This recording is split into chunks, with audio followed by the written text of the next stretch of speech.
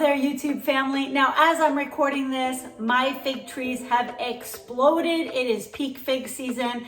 And every year I think, what am I gonna do with all these figs? Almost every child I know loves those cereal bars, especially in their school lunches. Well, I have a Middle Eastern twist. These bars are called Mabrousheh, and I love to make them with the fig jam that I make every year. I'm going to share my special recipe with a cool little twist right now on Feast in the Middle East.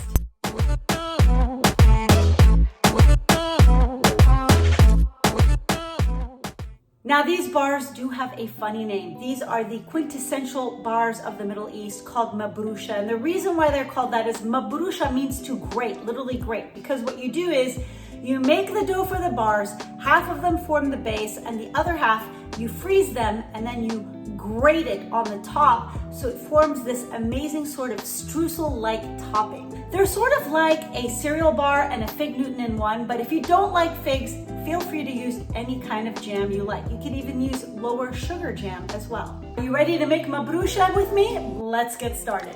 First, add 2 eggs and whirl in a food processor or hand mixer until frothy. Then, a lot of tetas or grandmas add 2 sticks of butter to this recipe. I cut that in half to just 1.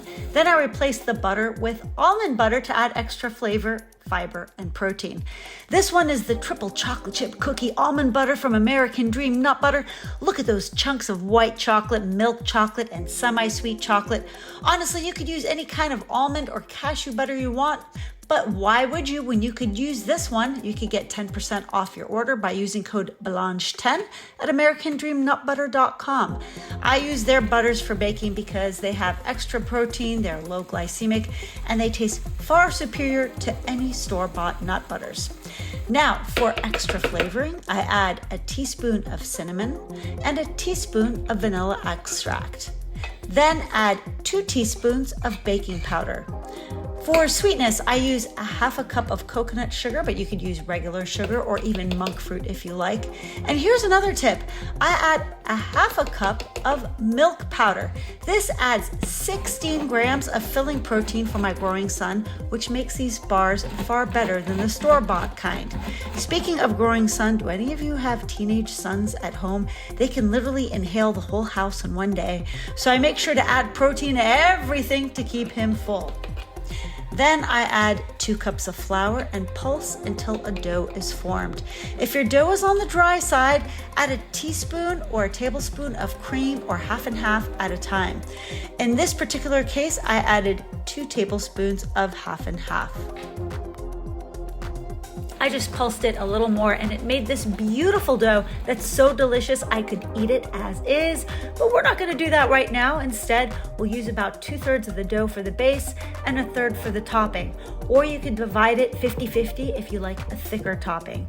Now, if you wanna grate the streusel on top, freeze that part of the dough for 30 minutes and it'll make grating easier. For the base, just spread the dough in an 8x12 or 9x13 inch casserole dish. Now comes my favorite part, the figs. I had leftover fig jam from last year, and for that recipe, you can click on this card here. And you can use any kind of jam if you don't like figs. You could even use sugar-free jam if you like. I actually mixed some leftover homemade strawberry jam with the fig jam because why not? Use about 2 cups of jam for this recipe.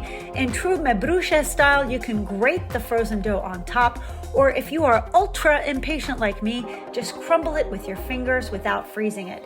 The bonus is I have 1 less grater to wash. Have you ever washed a grater before? It is not fun. So bake at 350 degrees for about 20 minutes on the middle rack, then transfer to the upper rack and bake another 10 minutes, then cool before serving. I like to wrap these up to add to my family's lunches, and I like to enjoy it myself for a mid-morning tea time. It really hits the spot because it has so much filling protein between the milk powder and the almond butter and the egg. It is fantastic compared to any store-bought kind of cereal bar. With the holidays approaching, I highly recommend you bake these bars for the ones you love as a homemade gift or for holiday entertaining. And for more fun Middle Eastern and Mediterranean recipes, head over to feastinthemiddleeast.com and grab my cookbook. This is over 200 pages with appetizers and salads and dips and main entrees and of course desserts, all with beautiful glossy photos. Until next time, I hope you enjoy these bars and I'll see you soon.